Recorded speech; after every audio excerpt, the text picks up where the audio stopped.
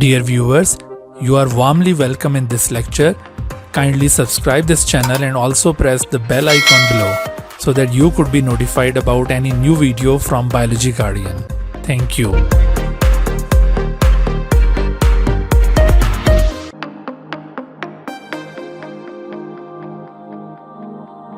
Bismillahirrahmanirrahim. Assalamu alaikum dear students. Welcome back in MDCAT Biology preparation, in which we are trying to cover all topics of biology according to the syllabi of University of Health Sciences, that is UHS, National University of Medical Sciences, that is NUMS, Educational Testing and Evaluation Agency of KPK, that is ETA, as well as MDCAT of other provinces taken by various examining bodies. Today we are going to start lecture number 16 of MDCAT Biology preparation, in which we will cover some more topics of unit number 2, Biological Molecules.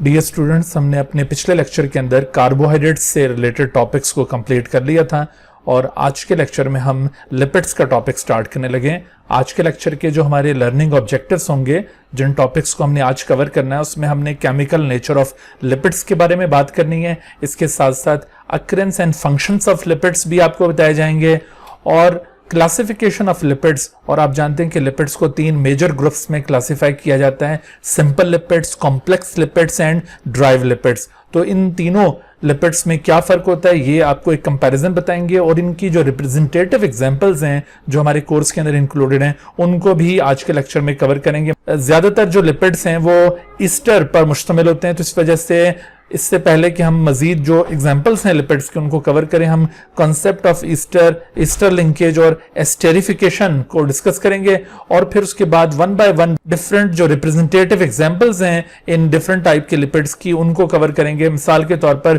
Chemical nature and types of acyl glycerol के बारे में बात होगी और फिर structure of glycerol and fatty acid, जो कि acyl glycerol के इंग्रेडिएंट्स हैं, इनके बारे में आपको बताया जाएगा।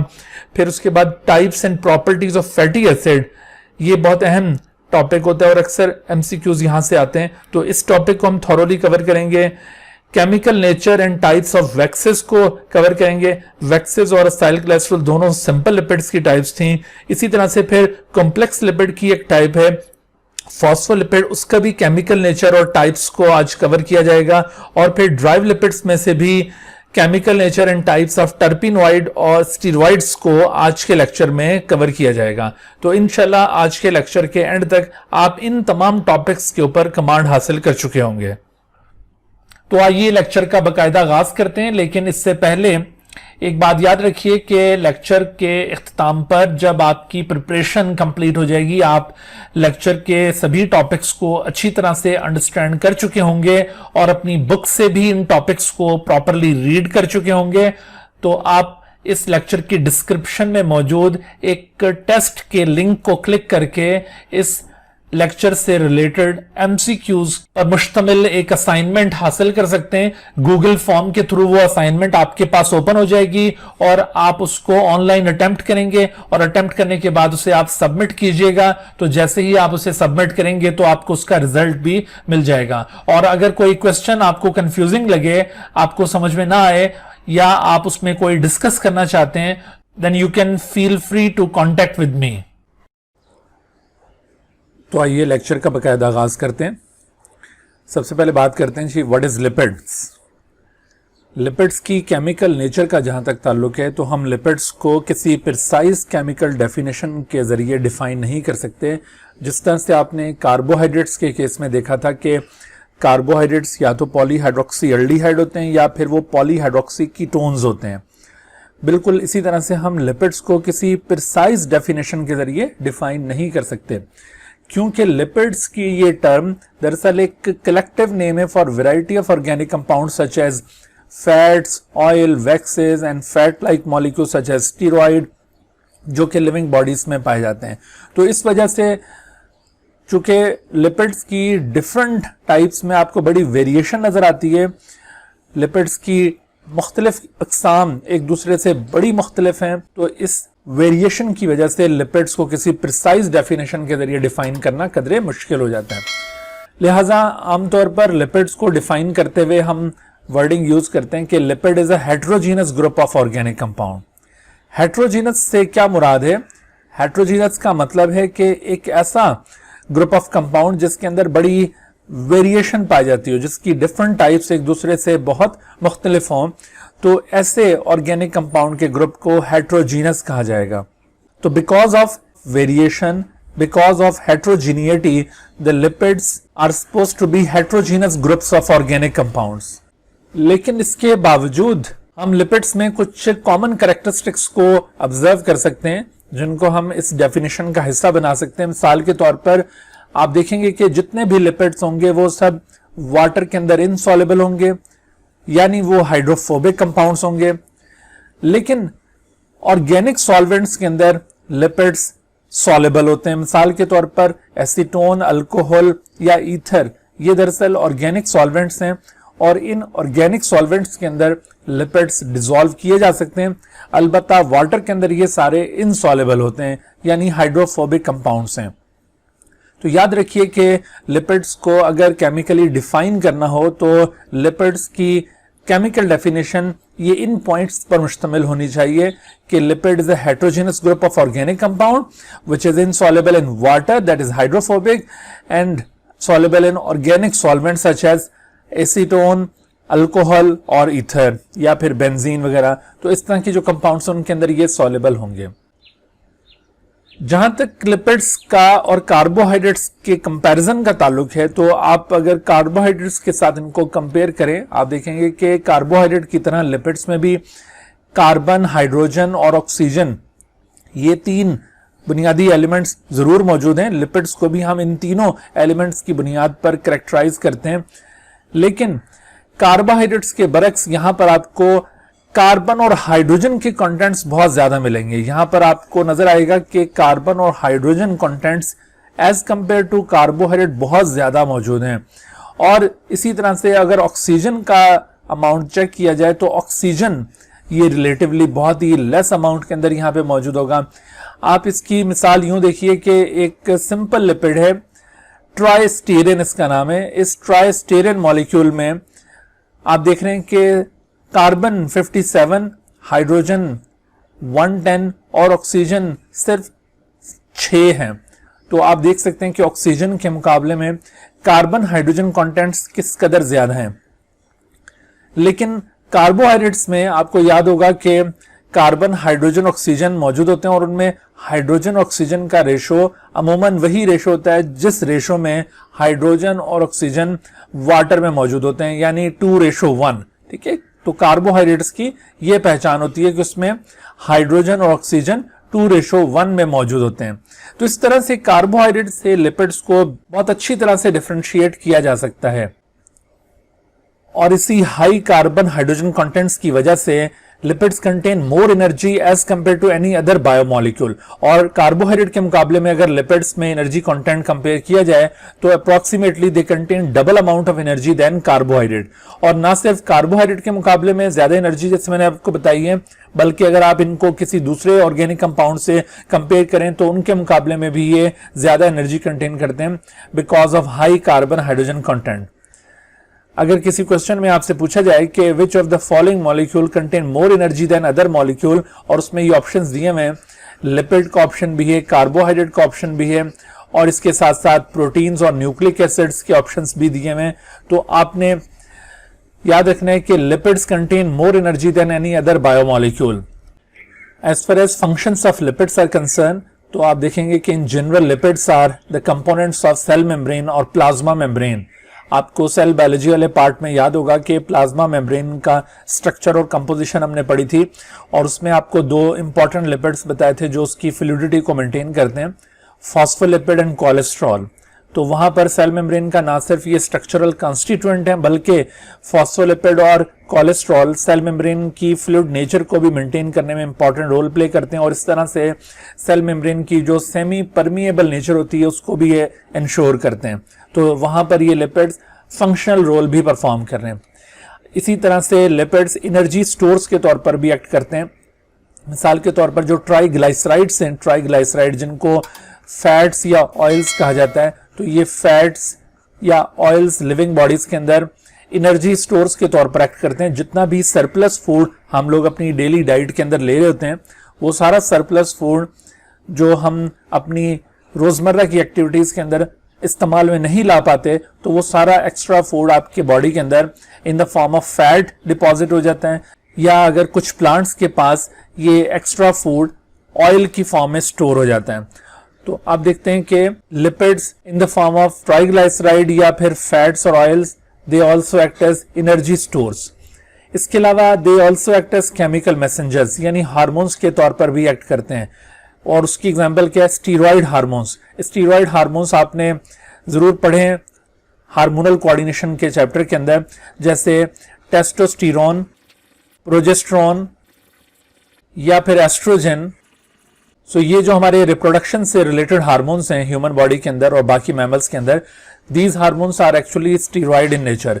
तो ये स्टीरॉयड टाइप के हार्मोन्स की फॉर्म में लिपिड्स केमिकल मैसेंजर्स के तौर पर भी एक्ट कर रहे हैं। इसके साथ साथ लिपिड्स आपको मुख्तलिफ और फंक्शंस के अंदर भी इन्वॉल्व नजर आएंगे। मिसाल के तौर पर लिपिड्स बॉडीज को प्रोटेक्शन भी प्रोवाइड कर रहे होते हैं, जैसे क्यूटिकल, आपने प्लांट सरफेस के ऊपर एक लेयर पड़ी होगी, this cuticle is made up of cutin, और इसी तरह से ये वाटर प्रूफिंग मटेरियल के तौर पर भी एक्ट करते हैं। फिशेस की सरफेस के ऊपर भी वैक्सी कोटिंग प्रेजेंट होती है और वाटर का इफेक्ट लिपिड्स के ऊपर नहीं होने देती वो लेयर। और इसी तरह से आप देखेंगे कि बाज मैमल्स के अंदर अंडर द स्किन लिपिड्स की एक बहुत मोटी लेयर क्रिएट हो जाती है, उसे कहते हैं ब्लबर फैट, या इसको ब्राउन फैट भी कहा जाता है। तो ये ब्लबर फैट दरअसल इंसुलेशन का काम करती है, यानी हीट को कंजर्व करने में इस्तेमाल होती है। ये हीट को लूज नहीं होने देती बॉडी से। तो इस तरह से लिपिड्स आल्सो प्रोवाइड इंसुलेशन। और इसके अलावा बाज एनिमल्स के अंदर ये फ्लोटिंग एबिलिटी भी प्रोवाइड करते हैं। उनके अंदर ऑयल स्टोर हो जाता है और ऑयल की प्रेजेंस की वजह से those animals have some kind of floating ability in the water, that is called buoyancy. तो इस तरह से ये बायोन्सी भी प्रोवाइड करते हैं। तो ये तमाम फंक्शंस लिपिड के अकाउंट में लिखे जा सकते हैं। यहां से भी एमसीक्यूज अक्सर बनाए जाते हैं। मिसाल के तौर पर आपसे कहा जा सकता है कि which of the following is not the function of lipid. तो आप ये जो फंक्शंस यहां पे पॉइंट आउट किए, इनको आप ज़हनशीन कर लें। और इसके अलावा अगर कोई भी XYZ बात पूछी जाती है तो वो लिपिड का फंक्शन नहीं हो सकता। उसके बाद देखिए क्लासिफिकेशन ऑफ लिपिड्स। लिपिड्स को दरअसल 3 ग्रुप्स में क्लासिफाई किया जाता है। पहला ग्रुप है उसका सिंपल लिपिड्स। देखिए सिंपल लिपिड्स को आप यूं डिफाइन करेंगे कि simple lipids are esters of fatty acid with various alcohols. कोई भी किस्म का अल्कोहल जब फैटी एसिड के साथ एस्टरीफाई हो जाए तो इस तरह के एस्टर्स को सिंपल लिपिड्स कहा जाएगा। अब ये एस्टर्स क्या होते हैं अभी आपको एक्सप्लेन करते हैं। सिंपल लिपिड्स की एग्जांपल्स क्या होंगी? सिंपल लिपिड्स में असाइल ग्लाइसरॉल, जिनको फैट या ऑयल कहा जाता है, और इसके अलावा वैक्सेस। और ये दोनों टॉपिक्स हमारे कोर्स के अंदर इंक्लूडेड हैं। अभी थोड़ी देर में इनको हम एक्सप्लोर करते हैं। ये दोनों सिंपल लिपिड्स की टाइप्स हैं। सिंपल लिपिड्स के बाद दूसरा ग्रुप है लिपिड्स का कंपाउंड और कॉम्प्लेक्स लिपिड्स। दरअसल कंपाउंड या कॉम्प्लेक्स लिपिड्स ऐसे लिपिड्स होते हैं जिनमें in addition to alcohol and fatty acid कोई तीसरा कंपाउंड भी मौजूद होगा। यानी जब भी कोई अल्कोहल और फैटी एसिड के अलावा चीज लिपिड के अंदर मौजूद हो तो फिर वो लिपिड कंपाउंड या कॉम्प्लेक्स लिपिड बन जाता है। दूसरे लफ्जों में आप यूं कह सकते हैं कि सिंपल लिपिड में कोई और कंपाउंड ऐड किया जाए तो वो क्या बन जाएगा? कंपाउंड और कॉम्प्लेक्स लिपिड। और ऐसे लिपिड्स की एग्जांपल्स क्या होंगी? ऐसे लिपिड्स में फॉस्फोलिपिड, ग्लाइकोलिपिड, लिपोप्रोटीन, इन एग्जांपल्स को कंपाउंड लिपिड्स में इंक्लूड किया जा सकता है। और तीसरा ग्रुप लिपिड्स का ड्राइव लिपिड्स कहलाता है। ड्राइव लिपिड्स दरअसल ये सिंपल और कॉम्प्लेक्स लिपिड्स के डेरिवेटिव्स होते हैं। इनकी केमिकल नेचर बड़ी डाइवर्स किस्म की होती है, बहुत मुख्तलिफ होते हैं एक दूसरे से, और ये सिंपल और कॉम्प्लेक्स लिपिड से भी बहुत मुख्तलिफ होंगे। और इन्हीं की वजह से दरअसल लिपिड्स को heterogeneous group of organic compound कहा गया है। ड्राइव लिपिड्स की एग्जांपल्स क्या होंगी? मिसाल के तौर पर टर्पीन्स हैं, स्टीरॉयड, प्रोस्टाग्लैंडिन्स, कोलेस्ट्रॉल, ये सभी एग्जांपल्स हैं ड्राइव लिपिड्स की। और इसके अलावा भी आपको काफी वैरायटी ड्राइव लिपिड्स में नजर आएगी। तो आइए अब देखते हैं कि इन तीनों क्लासेस की ये जो रिप्रेजेंटेटिव एग्जांपल्स हैं, इनकी केमिकल नेचर और इनके फंक्शंस क्या हैं। लेकिन इससे पहले हम जरा बात करेंगे एस्टर के मुतालिक, क्योंकि आपको ज्यादातर लिपिड्स में ये एस्टर्स नजर आएंगे। तो हमें ये एस्टर्स समझने, एस्टेरिफिकेशन अंडरस्टैंड करनी है, और इसके साथ साथ एस्टर लिंकेज क्या होती है इसके बारे में बात करनी है। देखिए ester is the compound produced as a result of the chemical reaction of an alcohol with acid and water molecule is released. Such a reaction is called esterification. यानी एक रिएक्शन है स्टेरिफिकेशन, उसके नतीजे में जो कंपाउंड बनेगा वो ester होगा। और ये स्टेरिफिकेशन किस किस्म का रिएक्शन है? ये ऐसा रिएक्शन है जो किसी अल्कोहल और एसिड के दरमियान में होता है, और अल्कोहल और एसिड की कॉम्बिनेशन से जो कंपाउंड बनेगा that compound is called ester compound. इसकी मिसाल आप यूं ले सकते हैं, जैसे आप देखिए मेथेनॉल एक अल्कोहल की किस्म है। Being the student of chemistry आपको ये पता होना चाहिए कि जो अल्कोहल्स होते हैं, अल्कोहल्स, उनमें कम से कम एक OH ग्रुप होता है किसी हाइड्रोकार्बन चेन के साथ, और वो हाइड्रोकार्बन चेन कोई मिथाइल ग्रुप भी हो सकता है, या वो हाइड्रोकार्बन चेन इससे कोई कॉम्प्लेक्स ग्रुप पर भी मुश्तमिल हो सकता है। तो इस तरह से hydrocarbon containing OH group is called alcohol. तो methanol is a kind of alcohol. On the other hand, ethanoic acid या जिसको sometimes acetic acid भी कहा जाता है is a type of organic acid. और जो organic acids होते हैं उनका जनरल फार्मूला होता है COOH और उसके साथ ये R ग्रुप। तो R ग्रुप यहाँ पर भी एक हाइड्रोकार्बन को इंडिकेट कर रहा है। तो hydrocarbon containing carboxylic acid group can be called as organic acid. तो अब आप देखिए कि ये एक अल्कोहल एक ऑर्गेनिक एसिड के साथ रिएक्ट कर रहा है। बेसिकली ये रिएक्शन एक कंडेंसेशन टाइप का रिएक्शन है, और इसमें अल्कोहलिक कंपाउंड में से उसके OH में से हाइड्रोजन, और जबकि एसिडिक कंपाउंड के कार्बोक्सिलिक एसिड पार्ट में से OH यहां से रिलीज हो जाएगा, और इन दोनों की कॉम्बिनेशन से आप देख रहे हैं कि ये इस तरह वाटर मॉलिक्यूल सिंथेसाइज होगा, और वाटर मॉलिक्यूल के रिलीज के बाद आप देखेंगे कि ये जो carbon of carboxylic acid group है और दूसरी तरफ ऑक्सीजन ऑफ OH ग्रुप, इन दोनों के दरमियान ये एक बॉन्ड फॉर्म होगा। This bond is called ester bond. तो इस ईस्टर बॉन्ड की फॉर्मेशन के बाद अब ये जो एक कॉम्प्लेक्स प्रोडक्ट फॉर्म हुई है, this product is called Easter product. ये बेसिकली एक ईस्टर प्रोडक्ट बन गई है। तो इस ईस्टर प्रोडक्ट का नाम क्या है? इस ईस्टर प्रोडक्ट को कहा जाएगा मिथाइल इथेनोएट। ठीक है, मिथाइल इथेनोएट इसे कहा जाएगा। अक्सर ईस्टर कंपाउंड्स के आखिर में ATE लिखा हुआ नजर आएगा आपको। बहरहाल ये बातें ऑर्गेनिक केमिस्ट्री में आप ज्यादा डिटेल से पढ़ते हैं।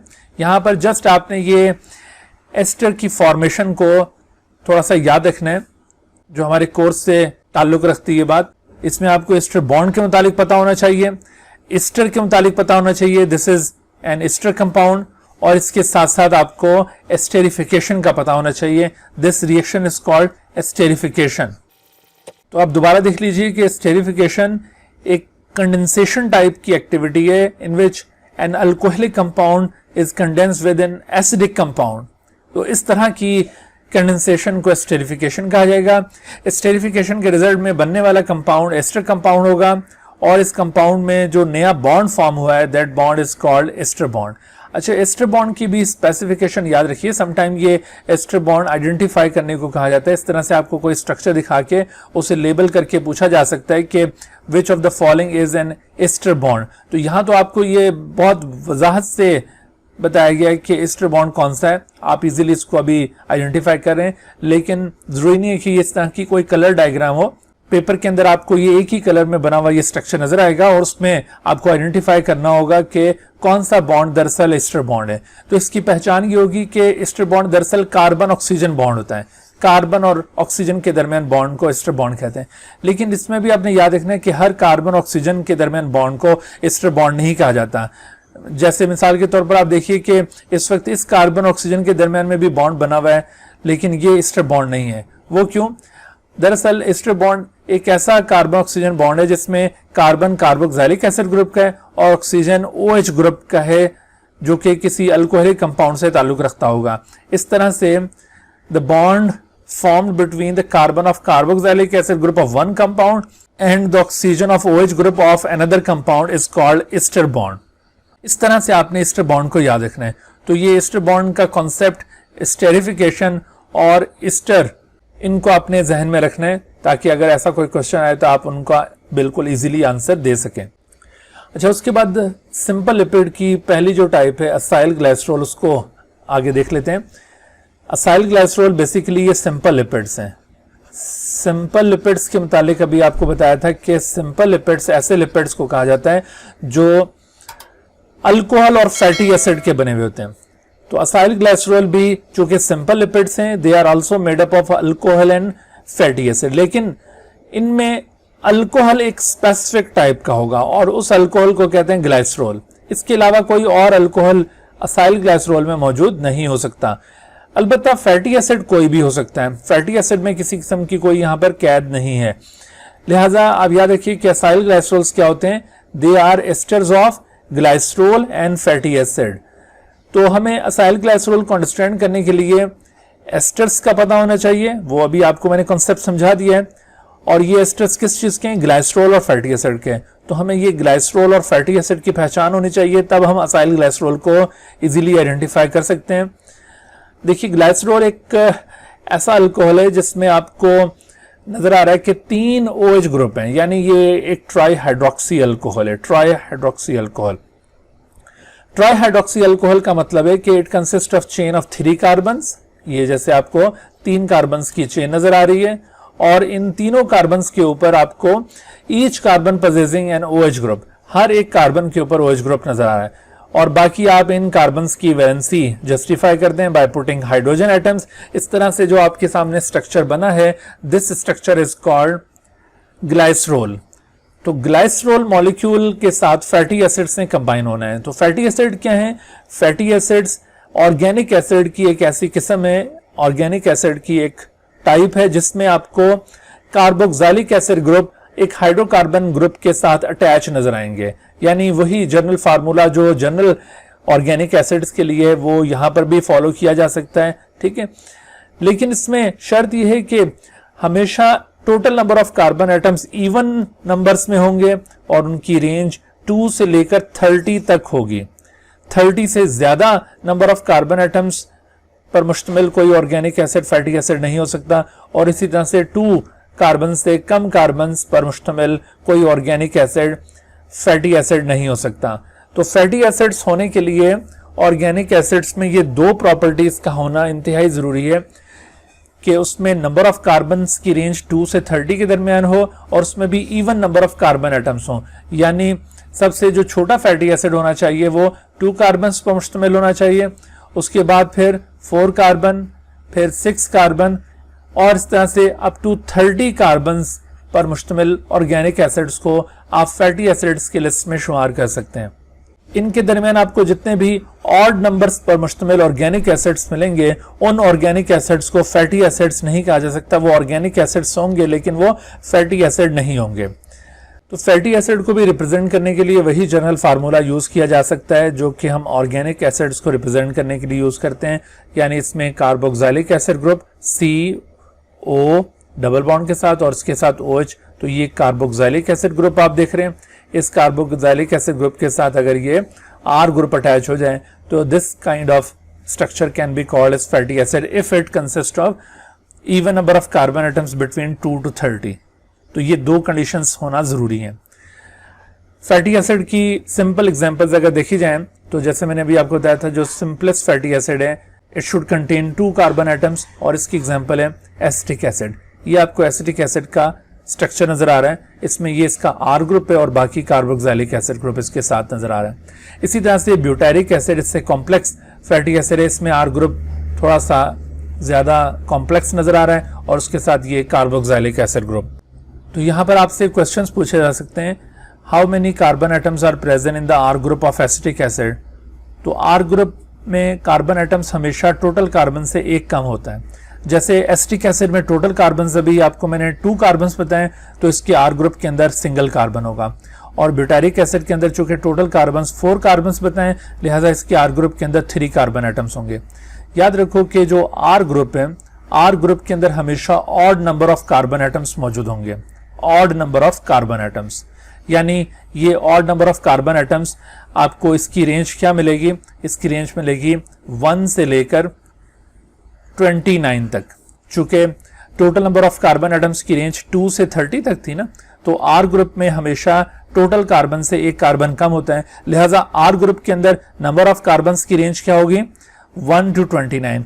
फॉर एग्जाम्पल एसिटिक एसिड के अंदर R ग्रुप के अंदर सिंगल कार्बन एटम है, लेकिन इसके मुकाबले में आपको ब्यूटारिक एसिड में 3 कार्बन मिल रहे हैं और इसी तरह से इससे कॉम्प्लेक्स फैटी एसिड की तरफ जाएंगे तो ये 5 हो जाएंगे। तो 1, 3, 5, 7, तो जितने भी ऑड नंबर्स हैं तो ये ऑड नंबर्स में आपको कार्बन एटम्स आर ग्रुप के अंदर मिलेंगे, लेकिन total number of carbon atoms fatty acid के अंदर हमेशा इवन नंबर में होंगे और उसके अंदर आपने कार्बोक्सिलिक एसिड ग्रुप का जो कार्बन उसको भी इंक्लूड करना है। तो ये थे ग्लाइसरोल और फैटी एसिड, और इन दोनों की स्टेरिफिकेशन से जो मॉलिक्यूल बनेगा उसे असाइल ग्लाइसरोल कहा जाएगा। अब देखते हैं असाइल ग्लाइसरोल कैसे इनकी फॉर्मेशन कैसे होती है। तो इसमें आप देखें, इसकी फॉर्मेशन के अंदर ग्लाइसरोल मॉलिक्यूल पार्टिसिपेट करेगा और उसके साथ फैटी एसिड ने रिएक्ट करना है। फैटी एसिड को जनरली हमने यहाँ पे शो किया है, आर ग्रुप यहाँ पे इंडिकेट नहीं किया कि ये कितना लॉन्गर है, क्योंकि अभी आपको बताया था कि असाइल ग्लाइसरोल में फैटी एसिड कोई भी टाइप का हो सकता है, वो चाहे शॉर्ट चेन हो या लॉन्ग चेन हो, तो कोई भी फैटी एसिड यहाँ पे पार्टिसिपेट कर सकता है।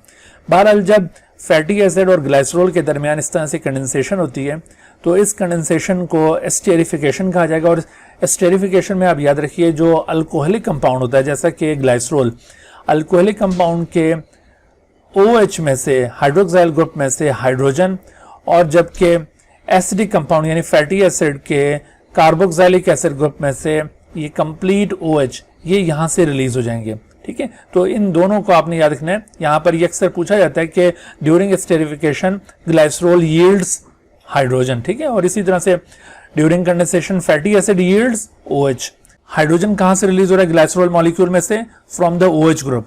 और जबकि OH group from fatty acid कहां से रिलीज हो रहा है? From the carboxylic acid group. तो इस तरह के पॉइंट अक्सर MCQs में पूछे जाते हैं, इनके ऊपर तवज्जो रखने की जरूरत है।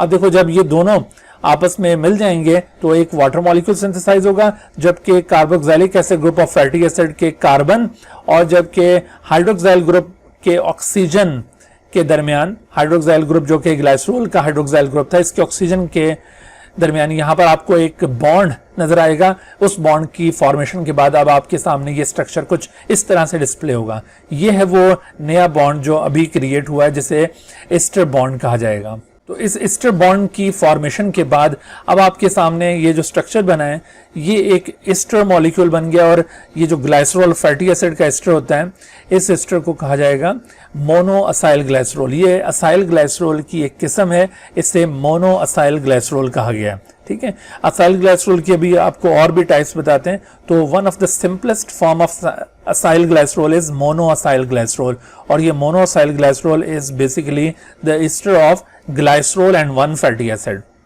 जबकि इसके साथ साथ आपने देखा इस रिएक्शन में ये वाटर मॉलिक्यूल भी रिलीज हुआ है।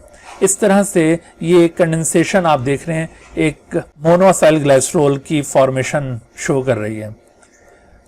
और बिल्कुल इसी तरह से इसका अगर हम रिवर्स रिएक्शन ड्रॉ करें तो उसके अंदर आप मोनोअसाइल ग्लाइसरोल में अगर वाटर ऐड करें तो इस तरह से ये monoacyl glycerol will be split up into glycerol and fatty acid. तो ये हाइड्रोलाइसिस टाइप का रिएक्शन बन जाएगा। बिल्कुल इसी तरह से अगर किसी ग्लाइसरोल मॉलिक्यूल के जो पहले दो OH ग्रुप्स हैं उन दोनों के साथ अगर दो फैटी एसिड एस्टरीफाई हो जाएं तो एज यूजुअल OH में से हाइड्रोजन और कार्बोक्सिलिक एसिड ग्रुप में से पूरा OH निकल जाएगा, और इस तरह से इन दोनों फैटी एसिड से जब ये कंपोनेंट्स रिलीज होंगे तो 2 वाटर मॉलिक्यूल्स फॉर्म होंगे, और अब की दफा जो स्ट्रक्चर बनेगा उस स्ट्रक्चर को कहा जाएगा डायसाइल ग्लाइसरोल। और डायसाइल ग्लाइसरोल की फॉर्मेशन के दौरान 2 वाटर मॉलिक्यूल्स रिलीज होंगे। डायसाइल ग्लाइसरोल की तरह अगर ग्लाइसरोल के साथ 3 fatty acid at a time react करें तो इस तरह से तीनों फैटी एसिड्स अपने कार्बोक्सिलिक एसिड ग्रुप से एक एक OH ग्रुप यील्ड करेंगे, और ग्लाइसरोल के तीनों OH ग्रुप में से हाइड्रोजन यील्ड होगा, और इस तरह से 3 वाटर मॉलिक्यूल्स रिलीज होंगे, और इनके रिलीज से अब जो स्ट्रक्चर बनेगा उसे कहा जाएगा ट्राइअसाइल ग्लाइसरोल, या इसको ट्राइग्लाइसराइड कहा जाएगा, और इसे न्यूट्रल लिपिड भी कहते हैं। और इस कंडेंसेशन में आपको 3 वाटर मॉलिक्यूल का रिलीज नजर आएगा। तो आपने नोट किया कि असाइल ग्लाइसरोल की 3 मुख्तलिफ अक़साम हैं, और ये 3 मुख्तलिफ अक़साम कौन कौन सी हैं? उनमें से एक टाइप को मोनोअसाइल ग्लाइसरोल कहा जाता है, दूसरी टाइप को डायसाइल ग्लाइसरोल कहा जाता है, और तीसरी टाइप को ट्राइअसाइल ग्लाइसरोल या ट्राइग्लाइसराइड कहा जाता है। और इनमें से जो ट्राइग्लाइसराइड है ये मोस्ट कॉमन है अमंग द असाइल ग्लाइसरोल। अच्छा, अगर आपसे पूछा जाए कि असाइल ग्लाइसरोल में कितने फैटी एसिड्स होते हैं तो आपका आंसर होना चाहिए 3, क्योंकि most common form of acyl glycerol दरअसल ट्राइसाइल ग्लाइसरॉल है और उसके अंदर चूंकि 3 फैटी एसिड्स हैं, लिहाजा जब भी असाइल ग्लाइसरॉल की बात की जाए तो आपने ट्राइसाइल ग्लाइसरॉल के बारे में फ़ौरन सोचना है और फिर आंसर 3 होना चाहिए। और इसी तरह से अगर ये वर्डिंग यूं पूछी जाती है कि generally how many fatty acids are present in an acyl glycerol, तो तब भी आपने 3 ही इसको कंसिडर करना है। यानी बेशक वर्ड जनरली यूज हुआ हो या ना हुआ हो, आपका आंसर हमेशा 3 होना चाहिए। लेकिन अगर क्वेश्चन में इस तरह से पूछा जाता है कि at least how many fatty acids are present in an acyl glycerol, तो फिर इसका इशारा मोनोअसाइल ग्लाइसरॉल की तरफ है और मोनोअसाइल ग्लाइसरॉल में जाहिर है कि एक फैटी एसिड होता है। और अगर पूछा जाता है कि maximum how many fatty acids are present in an acyl glycerol, तो फिर इसका इशारा ट्राइसाइल ग्लाइसरॉल की तरफ है, तो फिर भी आंसर 3 होगा। लेकिन अगर ट्राइसाइल ग्लाइसरॉल के बारे में इस तरह से पूछा जाता है कि at least how many fatty acids are present in triacyl glycerol, तो तब भी 3 ही होगा। तो ट्राइसाइल ग्लाइसरॉल में मैक्सिमम फैटी एसिड भी 3 हैं और एटलीस्ट भी 3 हैं। और इसी तरह से डाइसाइल ग्लाइसरॉल में भी पूछा जाए कि मैक्सिमम कितने फैटी एसिड्स होंगे, तो आपने आंसर 2 लेना है। और अगर एटलीस्ट फैटी एसिड्स की तादाद पूछी जाए तो फिर भी आंसर 2 होगा। और इसी तरह से मोनोअसाइल ग्लाइसरॉल में मैक्सिमम और एटलीस्ट अगर पूछा जाए तो आंसर 1 होगा। तो जब आपसे किसी भी स्पेसिफिक एग्जांपल का पूछा जाएगा तो आपने फिर उसके मुताबिक इसको सेंस करना है। तो इस तरह के एमसीक्यूज यहां से पूछे जाते हैं जिसमें अक्सर गलती हो जाती है, तो आपने केयरफुल रहना है ऐसे क्वेश्चंस को डील करते वक्त। अच्छा, उसके बाद देखते हैं फैटी एसिड्स जो अभी असाइल ग्लाइसरॉल में आपको बताए थे, इनकी प्रॉपर्टीज और टाइप्स क्या क्या हैं। अभी जैसे आपको बताया था कि फैटी एसिड ऐसे ऑर्गेनिक एसिड्स होते हैं जिनमें कार्बन एटम्स 2 से लेकर 30 तक होंगे और जो even number of carbon atoms हैं वो दरअसल फैटी एसिड्स के अंदर मौजूद होते हैं। अब तक कोई 30 डिफरेंट काइंड के फैटी एसिड्स दरियाफ्त हो चुके हैं और इन 30 डिफरेंट काइंड्स के फैटी एसिड्स में अगर हम सिंपलेस्ट फैटी एसिड्स देखें तो फैटी एसिड्स में आपको नजर आएगा एसिटिक एसिड जो 2 कार्बन्स पर मुश्तमिल है। इसमें आप देखें एक कार्बन कार्बोक्सिलिक एसिड ग्रुप का पार्ट है और बाकी एक कार्बन इसके आर ग्रुप के अंदर इंक्लूड होता है। तो इस तरह से ये 2 carbon fatty acid acetic acid एक सिंपलेस्ट फैटी एसिड है। इसी तरह से एक और सिंपलेस्ट फैटी एसिड अगर देखा जाए तो butyric acid which consist of total 4 carbon atoms, इसमें भी एक कार्बन इसके कार्बोक्सिलिक एसिड ग्रुप के अंदर इंक्लूडेड है और बाकी के 3 कार्बन इसके आर ग्रुप के अंदर इंक्लूडेड है। तो ये 2 एग्जांपल्स आपको याद रखनी है। समटाइम इनके स्ट्रक्चर सिखा के इनका नाम भी पूछा जाता है। तो ये नम्स और यूएचएस दोनों के अंदर ये दोनों स्ट्रक्चर्स शामिल हैं, इनका आपने जरूर याद रखना है। इसके अलावा मोस्ट कॉमन टाइप के अगर फैटी एसिड्स देखे जाएं तो मोस्ट कॉमन टाइप के फैटी एसिड्स में palmitic acid which consist of 16 carbon atoms, इसमें भी आप देख रहे हैं कि एक कार्बन एटम इसके कार्बोक्सिलिक एसिड ग्रुप का पार्ट है और रिमेनिंग 15 कार्बन एटम्स इसके आर ग्रुप के अंदर शामिल हैं। इसी तरह से एक और मोस्ट कॉमन फैटी एसिड्स में शुमार होता है stearic acid which consist of 18 carbons. तो इस 18 कार्बन फैटी एसिड में अगेन उसी तरह से एक कार्बन एटम इसके कार्बोक्सिलिक एसिड ग्रुप का पार्ट है और रिमेनिंग 17 कार्बन एटम्स इसके आर ग्रुप के अंदर शामिल है। अच्छा, फैटी एसिड्स की कुछ properties number of carbon atoms के ऊपर डिपेंड करती हैं। जैसे आप देखेंगे कि जैसे जैसे number of carbon atoms fatty acid का इंक्रीज होगा तो उसका मेल्टिंग पॉइंट भी इंक्रीज होगा, इसके साथ साथ सॉल्युबिलिटी इन ऑर्गेनिक सॉल्वेंट्स वो भी इंक्रीज होगी और उनकी हाइड्रोफोबिक भी इंक्रीज होगी। लिहाजा अगर आपसे पूछा जाता है कि ब्यूटारिक एसिड जो कि एक 4 कार्बन फैटी एसिड है, ब्यूटारिक एसिड, और 16 कार्बन फैटी एसिड की अभी हमने एग्जांपल देखी पामेटिक एसिड, इन दोनों में से अगर पूछा जाए कि किसका मेल्टिंग पॉइंट हायर है तो ऑब्वियसली 16 कार्बन पामेटिक एसिड का मेल्टिंग पॉइंट हायर होगा, जिसका मेल्टिंग पॉइंट तकरीबन 63.1 डिग्री सेल्सियस के करीब होता है। और जबकि ब्यूटारिक एसिड का मेल्टिंग पॉइंट -4 डिग्री सेंटीग्रेड है। तो आप देखें इसमें 16 कार्बन हैं, मेल्टिंग पॉइंट हायर है, इसमें 4 कार्बन हैं, मेल्टिंग पॉइंट लोअर है। इसी तरह से इनकी अगर सॉल्युबिलिटी ऑर्गेनिक सॉल्वेंट्स में पूछी जाए तो ये जो पामेटिक एसिड है 16 carbon fatty acid, it is more soluble in organic solvents और ब्यूटारिक एसिड लेस सॉल्युबल है। फिर इसी तरह से हाइड्रोफोबिक नेचर भी अगर कंपेयर की जाए तो butyric acid will be less hydrophobic और palmitic acid will be more hydrophobic. ना सिर्फ ये ब्यूटारिक एसिड और पामेटिक एसिड के बारे में आपसे सवाल हो सकते हैं, क्योंकि इनके मेल्टिंग पॉइंट्स तो बुक के अंदर गिवन है। लेकिन अगर किसी भी दो फैटी एसिड के बारे में इस तरह के क्वेश्चंस पूछे जाएं, उसमें बेशक आपको ये मेल्टिंग पॉइंट मालूम ना भी हो उनके, तो आप फौरन से अज्यूम कर सकते हैं based upon number of carbon atoms. आपको अगर उन फैटी एसिड्स के नंबर ऑफ कार्बन एटम्स बताए गए होंगे तो आप इजीली गेस कर सकते हो कि उनमें से किसका मेल्टिंग पॉइंट हायर होगा और किसका मेल्टिंग पॉइंट लोअर होगा, या फिर उनकी जो दीगर प्रॉपर्टीज हैं उनको भी आप इसी तरह से असेस कर सकते हो based upon number of carbon atoms. So ये कुछ प्रॉपर्टीज थी फैटी एसिड्स की जो नंबर ऑफ कार्बन एटम्स के इंक्रीज होने से ये प्रॉपर्टीज भी एनहांस हो जाती हैं, इंक्रीज हो जाती हैं। इनको आपने माइंड में रखना है। फैटी एसिड्स की टाइप्स का जहां तक ताल्लुक है तो हम बेस्ड अपॉन प्रेजेंस और absence of double bond fatty acids को दो कैटेगरीज में क्लासिफाई करते हैं। They may be saturated fatty acid या फिर ये अनसैचुरेटेड फैटी एसिड्स हो सकते हैं। सैचुरेटेड फैटी एसिड और अनसैचुरेटेड फैटी एसिड में जो प्राइमरी डिफरेंस है वो इनके डबल बॉन्ड का है, और ये डबल बॉन्ड इनके कार्बोक्सिलिक एसिड ग्रुप में नहीं बल्कि ये डबल बॉन्ड इनके आर ग्रुप में मौजूद होता है। कार्बोक्सिलिक एसिड ग्रुप में तो डबल बॉन्ड हमेशा मौजूद होगा ही, चाहे वो सैचुरेटेड फैटी एसिड हो या अनसैचुरेटेड। लेकिन आर ग्रुप के अंदर डबल बॉन्ड की प्रेजेंस उसको अनसैचुरेटेड बना देती है। जैसे आप इस पोजीशन पर देखिए, यहां पर ये डबल बॉन्ड मौजूद है, तो इस डबल बॉन्ड के क्रिएट होने की वजह से इस कार्बन से भी एक हाइड्रोजन का लॉस हो गया और इस कार्बन से भी एक हाइड्रोजन का लॉस हो गया। इसी वजह से यहां पर एक और एडिशनल बॉन्ड क्रिएट हुआ है। चूंकि इन टर्म्स ऑफ हाइड्रोजन इसमें सैचुरेशन कम हो गई है ना, यहां पर हम ये जो सैचुरेशन वर्ड है ये नंबर ऑफ हाइड्रोजन आइंस के लिए यूज कर रहे हैं। जब maximum number of hydrogen ions present होंगे तो उसे in terms of hydrogen ions saturated कहा जाएगा। तो ये फैटी एसिड सैचुरेटेड इसी वजह से कहलाता है कि हर कार्बन पर जितने पॉसिबल नंबर ऑफ हाइड्रोजन हो सकते थे वो मौजूद हैं। लेकिन यहां पर आप देख रहे हैं कि इनमें तमाम कार्बन के ऊपर जितने पॉसिबल नंबर ऑफ हाइड्रोजन हो सकते थे वो मौजूद नहीं है। जैसे आपको ये दो कार्बन ऐसे नजर आ रहे हैं जिनमें इस कार्बन के ऊपर भी दो हाइड्रोजन हो सकते थे, इस कार्बन के ऊपर भी दो हाइड्रोजन हो सकते थे, लेकिन एक हाइड्रोजन यहां पर कम है, एक हाइड्रोजन यहां पर कम है, जिसकी वजह से यहां पर डबल बॉन्ड क्रिएट हुआ है और इसी वजह से इन टर्म्स ऑफ हाइड्रोजन ये फैटी एसिड अनसैचुरेटेड बन गया। तो अनसैचुरेटेड फैटी एसिड का नाम इस बुनियाद पर सजेस्ट किया जाता है। अच्छा, किसी अनसैचुरेटेड फैटी एसिड में नंबर ऑफ डबल बॉन्ड्स की बुनियाद पर इनको फर्दर कैटेगराइज किया जा सकता है। जैसे अनसैचुरेटेड फैटी एसिड में भी mono unsaturated fatty acids if they contain only one double bond, तो इन्हें मोनो अनसैचुरेटेड कहा जाएगा।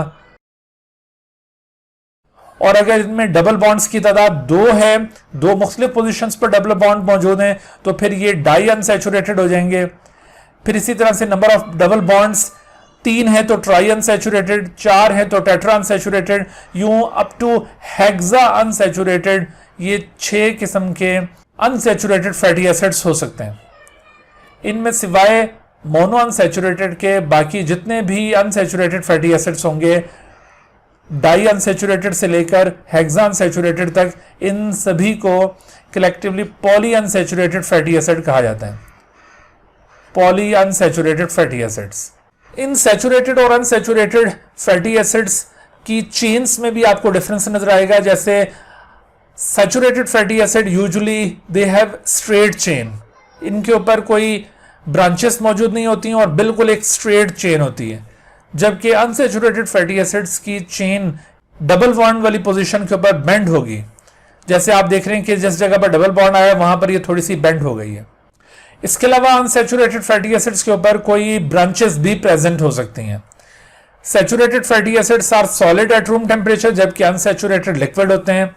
इसी तरह से saturated fatty acid relatively higher melting point show करते हैं, लेकिन अनसैचुरेटेड फैटी एसिड्स का मेल्टिंग पॉइंट लोअर होगा और इनकी अकरेंस भी आपको डिफरेंट नजर आती है। Saturated fatty acids are more common in animal lipids, लेकिन आपको अनसैचुरेटेड प्लांट लिपिड्स में ज्यादा कॉमन नजर आएंगे। और ये जो एनिमल लिपिड्स होते हैं इनको फैट्स इसी बुनियाद पर कहा जाता है क्योंकि ये सॉलिड होंगे रूम टेम्परेचर के ऊपर और इनमें सैचुरेटेड फैटी एसिड ज्यादा होंगे। लेकिन आपको अनसैचुरेटेड फैटी एसिड कंटेन करने वाले लिपिड्स जो प्लांट्स में पाए जाते हैं वो लिक्विड स्टेट में नजर आते हैं और उन्हें कहा जाता है ऑयल। तो आप इस तरह से फैट्स और ऑयल के दरमियान में भी डिफरेंशिएट कर सकते हैं। सैचुरेटेड और अनसैचुरेटेड की कुछ एग्जांपल्स बुक के अंदर मौजूद हैं, स्पेशली नेशनल बुक फाउंडेशन की बुक के अंदर ये एग्जांपल्स गिवन है। तो आप अगर नम्स का टेस्ट प्रिपेयर करें तो फिर आप इनको याद रखें। अदरवाइज अगर आप यूएचएस का टेस्ट प्रिपेयर कर रहे हैं तो आपको palmitic acid, stearic acid, oleic acid, इन तीन का पता होना चाहिए, और इससे पहले एसिटिक एसिड और ब्यूटारिक एसिड का आपको बताया जा चुका है। आप इनके सोर्सेज को याद रखिए, इनके नंबर ऑफ कार्बन एटम्स को याद रखिए, इनके स्ट्रक्चर को याद रखिए। देखो किसी भी फैटी एसिड के अंदर एक कार्बन कार्बोक्सिलिक एसिड ग्रुप का पार्ट होता है और बाकी सारे उसके आर ग्रुप के अंदर इंक्लूड होते हैं। तो इस वजह से किसी भी फैटी एसिड का स्ट्रक्चर ड्रॉ किया हुआ हो तो इसको इजीली पहचाना जा सकता है। और इस तरह का भी क्वेश्चन हो सकता है कि whether the given structure belongs to the fatty acid group और नॉट। तो अगर उसमें even number of carbon atoms हैं फिर तो वो फैटी एसिड है, और अगर even number of carbon atoms नहीं है तो वो फैटी एसिड नहीं है। इसी तरह से आप इनके मेल्टिंग पॉइंट्स को भी याद कर लीजिए, तो इंशाल्लाह यहां से कोई क्वेश्चन आए तो आप इजीली इनको आंसर कर सकते हैं। यहां पर जो अनसैचुरेटेड फैटी एसिड्स गिवन है, तो अनसैचुरेटेड फैटी एसिड्स में जो पोजीशन ऑफ डबल बॉन्ड है ये भी एमसीक्यूज में पूछी जाती है कि जैसे ओलिक एसिड के अंदर डबल बॉन्ड की पोजीशन बिटवीन 9th और 10th कार्बन एटम है। इसी तरह से किसी भी और फैटी एसिड के अंदर डबल बॉन्ड की पोजीशन किन दो कार्बन एटम्स के दरमियान में है, ये आपसे पूछा जा सकता है। तो इन पोजीशंस को भी याद करना है। तो आपके सामने ये स्ट्रक्चर यहाँ पे ड्रॉ किए हुए हैं, आप इजीली हर एक फैटी एसिड के मुतालिक ये गेस कर सकते हो कि उनमें पोजीशन ऑफ डबल बॉन्ड किस किस जगह पर मौजूद है। जी उसके बाद देखते हैं वैक्सेस। वैक्सेस भी दरअसल सिंपल लिपिड की टाइप्स हैं, सिंपल लिपिड्स। और अभी आपको एक्सप्लेन किया था कि सिंपल लिपिड्स ऐसे लिपिड्स को कहा जाता है जो अल्कोहल और फैटी एसिड्स पर मुश्तमिल होते हैं। लेकिन वैक्सेस ये ऐसे सिंपल लिपिड्स हैं जो कि दो डिफरेंट टाइप्स में एग्जिस्ट करते हैं। एक तो इनमें नेचुरल वैक्सेस हैं और दूसरे सिंथेटिक वैक्सेस हैं। जहां तक नेचुरल वैक्सेस का ताल्लुक है तो ये तो ट्रू ईस्टर कंपाउंड्स हैं। They are the esters of long chain fatty acid and long chain alcohol. ये पॉइंट अक्सर एमसीक्यूज में पूछा जाता है कि the esters of long chain fatty acid and long chain alcohol is the characteristic of which of the following lipids। तो ये waxes की कैरेक्टरिस्टिक है, और वैक्सेस में भी ये नेचुरल वैक्सेस की कैरेक्टरिस्टिक है।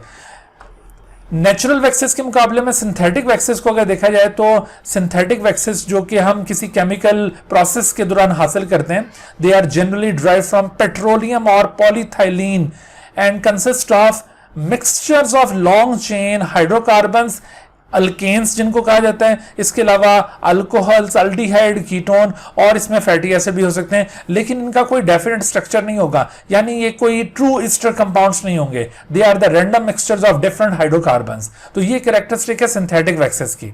तो आपने केयरफुल रहना, नेचुरल वैक्सेस में और सिंथेटिक वैक्सेस में क्या फर्क है ये आपको वाज़ेह तौर पर पता होना चाहिए। नेचुरल वैक्सेस की अगर हम अक्रेंस देखें तो जैसे आप देखिए बीज वैक्स जो कि हनी कॉम के अंदर पाई जाती है, lanolin which is found in the sheep wool, cutin जिससे लीव सरफेस के ऊपर क्यूटिकल फॉर्म होती है, और इसी तरह से सबेरिन जो रूट एंडोडर्मल सेल्स के अंदर एक स्ट्रिप फॉर्म करती है जिसे कैस्पेरियन स्ट्रिप कहा जाता है। तो ये कैस्पेरियन स्ट्रिप में पाई जाने वाली वैक्स सबेरिन कहलाती है। जबकि दूसरी तरफ जो सिंथेटिक वैक्सेस हैं उनकी एग्जांपल्स क्या होंगी। सिंथेटिक वैक्सेस में जैसे paraffin wax which is used to make candles, wax paper, lubricants या सीलिंग मटेरियल्स। तो इस तरह की ये मुख्तलिफ इंडस्ट्रियल प्रोडक्ट्स हैं जो इनसे बनाई जाती हैं। ये है सिंथेटिक वैक्सेस। वैक्सेस के मुतालिक ये भी याद रखिए कि वैक्सेस हमारे बॉडी के अंदर डाइजेस्ट नहीं होते हैं, इस वजह से वैक्सेस की कोई न्यूट्रिशनल वैल्यू भी नहीं होती। They have no nutritional value.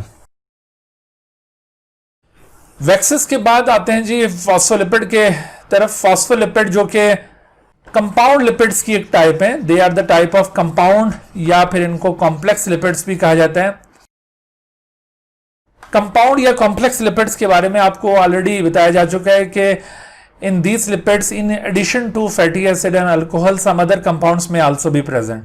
Phospholipid compound lipid की एक बहुत फेमस क्लास है। फॉस्फोलिपिड्स को अगर केमिकली डिफाइन किया जाए तो आप कह सकते हैं कि phospholipid is formed when phosphatidic acid एक ऑर्गेनिक कंपाउंड है।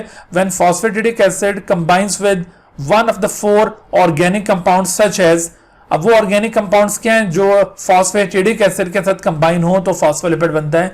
तो उन एडिशनल कंपाउंड्स में कोलिन एक कंपाउंड है जो कि बुनियादी तौर पर एक नाइट्रोजनस बेस है, एडनिन, ग्वानिन, साइटोसिन की तरह, लेकिन ये डीएनए या आरएनए में ये नाइट्रोजनस बेस नहीं पाई जाती, ये फॉस्फोलिपिड में पाई जाने वाली एक नाइट्रोजनस बेस है।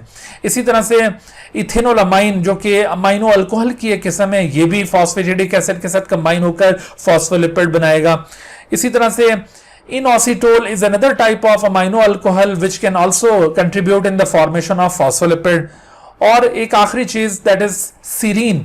सीरीन जो कि अमाइनो एसिड की एक किस्म है, कुछ फॉस्फोलिपिड में फॉस्फेटिडिक एसिड के साथ सीरीन शामिल हो जाता है और इस तरह से एक और फॉस्फोलिपिड की टाइप वजूद में आती है। तो याद रखो कि फॉस्फोलिपिड की 4 टाइप्स नेचर के अंदर एग्जिस्ट करती हैं, जिनमें से मोस्ट कॉमन फॉस्फोलिपिड दरअसल एक ऐसा फॉस्फोलिपिड है जिसमें फॉस्फेटिडिक एसिड के साथ कोलिन बेस मौजूद होगी और उसका स्ट्रक्चर कुछ इस तरह से। आप देख रहे हो ये जो फॉस्फेटिडिक एसिड पार्ट है इसके अंदर ये ग्लाइसरोल मॉलिक्यूल आपको नजर आ रहा है, this one is the glycerol. और इस ग्लाइसरोल के 2 OH ग्रुप्स के साथ फैटी एसिड टेल के तौर पर यहां पर मौजूद है, और जबकि एक OH ग्रुप के साथ फॉस्फोरिक एसिड नजर आ रहा है आपको, और इस फॉस्फोरिक एसिड के साथ ये ब्लू कलर में एक एडिशनल कंपाउंड जैसे इस वक्त ये कोलिन यहां पर मौजूद है। तो अब आप देखिए कि फॉस्फेटिडिक एसिड क्या चीज है। फॉस्फेटिडिक एसिड एक्चुअली ये फॉस्फेट ग्रुप और अलोंग विद ग्लाइसरोल और नीचे जो फैटी एसिड टेल्स हैं ये कलेक्टिवली फॉस्फेटिडिक एसिड को कॉन्स्टिट्यूट कर रही हैं। This part is called phosphatidic acid. और इस फॉस्फेटिडिक एसिड के साथ अगर कोलिन अटैच हो जाए तो ऐसी सूरत में इसका नाम हो जाएगा फॉस्फेटाइडल कोलिन, या कॉमनली इसको लेसिथिन कहा जाता है। आपने नोट किया कि जो फॉस्फेटिडिक एसिड का नेम था उसमें जो आखिरी हिस्सा था आई और एसिड, तो हमने आई और एसिड को रिप्लेस कर दिया बाय YL, तो इस तरह से नाम इसका चेंज हो गया, फॉस्फेटिडिक एसिड के बजाय फॉस्फेटाइडल। और ये जो एडिशनल कंपाउंड था इसको इसके साथ मर्ज कर देंगे फॉस्फेटाइडल कोलिन, और कॉमनली इस कंपाउंड को लेसिथिन कहा जाता है। इसी तरह से अगर यहां पर कोलिन के बजाय इथेनोलामाइन अटैच हुआ होता तो इसका नाम हो जाता फॉस्फेटाइडल इथेनोलामाइन। और इसी तरह से इनोसिटोल के साथ फॉस्फेटाइडल इनोसिटोल या फॉस्फेटाइडल सीरीन, ये 4 किस्म के फॉस्फोलिपिड नेचर में पाए जाते हैं। लेकिन जैसे मैंने बताया कि phosphatidyl choline is one of the most common type of phospholipid जो कि सेल मेम्ब्रेन्स के अंदर पाया जाता है। अच्छा, फॉस्फोलिपिड की फॉर्मेशन के हवाले से मुख्तलिफ वर्डिंग यूज की जाती है। एक तरफ तो हम इसे यूं कहते हैं कि it is formed when phosphatidic acid combines with the one of the 4 additional compound. तो इसको इस तरह से भी कहा जा सकता है, अगर आप गौर करें तो ये जो पोर्शन है glycerol plus 2 fatty acid, this part is called diacyl glycerol. तो आप इसको यूं भी कह सकते हैं कि when diacyl glycerol is combined with phosphate group and one of the 4 additional compound, तो resulting compound will be phospholipid, ऐसे भी इसको कहा जा सकता है। या फिर phospholipid is composed of 2 fatty acid, 1 glycerol, 1 phosphate and 1 of the additional compound। तो इस तरह से भी फॉस्फोलिपिड की फॉर्मेशन हो सकती है। तो आपने सिर्फ ये इसी वर्डिंग का रटा नहीं मारना, बल्कि मुख्तलिफ सिचुएशंस में जैसे आपसे पूछा जाए उसके मुताबिक आपने ये आंसर प्रिडिक्ट करना है। फॉस्फोलिपिड के फिजिकल स्ट्रक्चर का जहां तक ताल्लुक है तो आप देख रहे हैं ग्लाइसरोल से ऊपर वाला जो पोर्शन है ये इसका पोलर रीजन है और ये हाइड्रोफिलिक इन नेचर होता है, इसको फॉस्फोलिपिड हेड कहा जाता है। और इस तरह डायग्रामेटिकली आप इसको यूं शो कर सकते हैं, जबकि इसके मुकाबले में ग्लाइसरोल के नीचे जो 2 फैटी एसिड्स मौजूद हैं ये नॉन पोलर रीजन है, हाइड्रोफोबिक है, और ये डायग्रामेटिकली इस तरह से इनको शो किया जाता है। ये आपको एक टेल स्ट्रेट नजर आ रही है जो कि दरअसल सैचुरेटेड फैटी एसिड पर मुश्तमिल है, और दूसरी टेल जो इस तरह से थोड़ी सी बेंटेड नजर आ रही है ये एक्चुअली अनसैचुरेटेड फैटी एसिड पर मुश्तमिल है, इस वजह से इस तरह की शक्ल इसकी दिखाई गई है। और अगर किसी फैटी एसिड में आपको दोनों टेल्स यूं स्ट्रेट दिखाई जाएं तो आपने फौरन गैस कर लेना कि इस वक्त दोनों फैटी एसिड सैचुरेटेड टाइप के मौजूद हैं। और अगर ये दोनों टेल्स इस तरह से बेंटेड दिखाई जा रही हैं तो इसका मतलब है कि दोनों फैटी एसिड अनसैचुरेटेड टाइप के हैं। तो आपको याद होगा सेल बायोलॉजी के अंदर हमने डिस्कस किया था कि मेम्ब्रेन में मौजूद ये जो फॉस्फोलिपिड्स होते हैं इनके फैटी एसिड रेजिड्यूज अपने अंदर सैचुरेशन और अनसैचुरेशन करके मेम्ब्रेन फ्लूइडिटी के ऊपर असरअंदाज होते हैं। तो ये बड़ा इंपॉर्टेंट फीचर होता है फॉस्फोलिपिड का जो मेम्ब्रेन फ्लूइडिटी को इन्फ्लुएंस करता है। उसके बाद नेक्स्ट देखते हैं जी terpenoid. Terpenoids are the types of derived lipids. ये बुनियादी तौर पर ड्राइव लिपिड्स हैं। और ड्राइव लिपिड्स ये बहुत कॉम्प्लेक्स केमिकल नेचर रखते हैं। ड्राइव लिपिड्स की बड़ी वैरायटी है और इसी की वजह से आपको शुरू में भी बताया था कि इसी की वजह से लिपिड्स को heterogeneous group of organic compound कहा जाता है। ये जितने भी ड्राइव लिपिड्स हैं, टर्पिनोइड्स जिनको इन जनरल कहा जाता है, ये एक हाइड्रोकार्बन है जिसको आइसोप्रीन या आइसोप्रीनोइड यूनिट कहा जाता है, which is represented by C5H8 molecular formula. और उसका स्ट्रक्चर इस तरह से होगा कि एक 4 कार्बन की चेन है और इसमें टर्मिनल कार्बन्स डबल बॉन्ड के साथ अटैच्ड हैं, और जबकि सेकंड कार्बन के ऊपर एक मिथाइल ग्रुप अटैच होगा और बाकी आप इसके हाइड्रोजन पूरे कर दें तो इस तरह से ये C5H8 एक स्मॉल हाइड्रोकार्बन यूनिट फॉर्म होता है, that is called isoprene unit. तो ये जो टर्पिनोइड्स हैं which are derived lipids, they are formed by various combinations of these isoprenoid units. Terpenoids की बहुत सारी अकसाम है, जैसे टर्पिनोइड में एक टाइप को कहा जाता है टर्पीन्स। टर्पिनोइड की एक और टाइप स्टीरॉइड्स भी कहलाती है। इसी तरह से टर्पिनोइड्स में स्टेरोल्स भी पाए जाते हैं। So there are variety of terpenoids.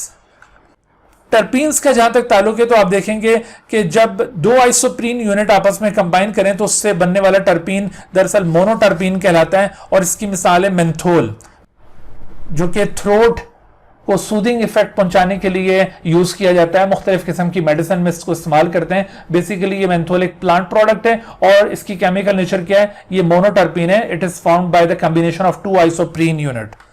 इसी तरह से अगर 4 आइसोप्रीन यूनिट आपस में कंबाइन हो तो डाइटर्पीन विल बी फॉर्म। और इनकी एग्जांपल्स हैं जैसे विटामिन ए या क्लोरोफिल में जो फाइटोल पार्ट होता है, या क्लोरोफिल में जो फाइटोल पार्ट है, या इसके अलावा कैरोटीनॉइड्स। तो ये कंपाउंड सब डाइटर्पीन्स कहलाते हैं। ये 4 आइसोप्रीन यूनिट की कॉम्बिनेशन से फॉर्म होंगे। इसी तरह से अगर 6 आइसोप्रीन यूनिट कंबाइन हो तो ट्राइटर्पीन विल बी फॉर्म, और इसकी एग्जांपल है एम्ब्रीन। तो आपने देखा कि ये जो आइसोप्रीन यूनिट है ये इवन नंबर के अंदर अरेंज हो रहे होते हैं। 2, 4, 6 या मोर देन 6 अगर कंबाइन हो जाएं तो resulting compound will be called as polyterpene, और पॉलीटर्पीन की एग्जांपल होगी नेचुरल रबर। तो these are different types of terpene compounds. लेकिन आपको ये सारे जो कंपाउंड्स हैं टर्पीन्स के, ये तब याद रखने अगर आप ये नम्स का टेस्ट प्रिपेयर कर रहे हैं। यूएचएस के लिए आपको ये सारी टाइप्स याद करने की जरूरत नहीं है क्योंकि उसमें ये वाली डिटेल मौजूद नहीं है। आपको सिंपली टर्पिनोइड का कॉन्सेप्ट पता होना चाहिए, आइसोप्रीनोइड यूनिट का पता होना चाहिए, और इनकी जो मुख्तलिफ एग्जाम्पल्स हैं उनका पता होना चाहिए। ये वाली सारी एग्जाम्पल जरूरी नहीं है कि आप यूएचएस के लिए भी याद रखें। इसी तरह से अगला जो पार्ट है steroid, which is also the type of terpenoid. तो स्टीरॉयड का स्ट्रक्चर भी ये नम्स के लिए आपने प्रिपेयर करना है, यूएचएस के लिए इसको प्रिपेयर करने की जरूरत नहीं है। स्टीरॉयड भी दरअसल आइसोप्रीन यूनिट से ही ड्राइव होता है, लेकिन इस केस में ये आइसोप्रीन यूनिट वेरियसली अरेंज होकर एक टेट्रा रिंग स्ट्रक्चर बनाते हैं, जिसमें ये 3 हेक्सागोनल रिंग और एक पेंटागोनल रिंग, तो ये 17 कार्बन पर मुश्तमिल एक टेट्रा रिंग स्ट्रक्चर बनता है जिसे कहते हैं स्टीरॉयड न्यूक्लियस। तो ये स्टीरॉयड न्यूक्लियस ये तमाम स्टीरॉयड कंपाउंड्स में कॉमनली प्रेजेंट है, और इस स्टीरॉयड न्यूक्लियस के ऊपर डिफरेंट फंक्शनल ग्रुप की अरेंजमेंट से डिफरेंट टाइप के स्टीरॉयड्स फॉर्म होते हैं। मिसाल के तौर पर आपने जो रिप्रोडक्टिव हार्मोन्स के नाम सुने होंगे, प्रोजेस्टेरॉन, एस्ट्रोजन या टेस्टोस्टेरोन। इसके अलावा जैसे आपने कॉर्टिसोन या एल्डोस्टेरोन का नाम सुना होगा, तो ये एल्डोस्टेरोन, कॉर्टिसोन, या एल्डोस्टेरोन का नाम सुना होगा तो ये एल्डोस्टेरोन, कॉर्टिसोन, और ये रिप्रोडक्टिव हार्मोन, ये सभी स्टीरॉयड की टाइप्स हैं। इवन कोलेस्ट्रॉल भी स्टीरॉयड की ही एक किस्म है। कोलेस्ट्रॉल ये भी स्टीरॉयड न्यूक्लियस पर मुश्तमिल एक मॉलिक्यूल है, और विटामिन डी ये भी इसी में इंक्लूड होता है। तो आप ये सारी एग्जांपल स्टीरॉयड के केस में याद रखिए। यूएचएस के लिए आपने इन तमाम एग्जांपल्स को टर्पिनोइड की एग्जांपल कंसीडर करना है, लेकिन नम्स के केस में आपको टर्पिनोइड एक ब्रॉड कैटेगरी के अंदर, फिर फर्दर ये स्टीरॉयड और टर्पीन्स अलग अलग करके बताए हुए, तो आपने उसके अकॉर्डिंगली इनको याद रखना है। तो इस तरह से हमारा ये लिपिड वाला पोर्शन कंप्लीट हो गया। अच्छा बच्चों, आज का ये लेक्चर हम इसी जगह पर कंक्लूड करते हैं।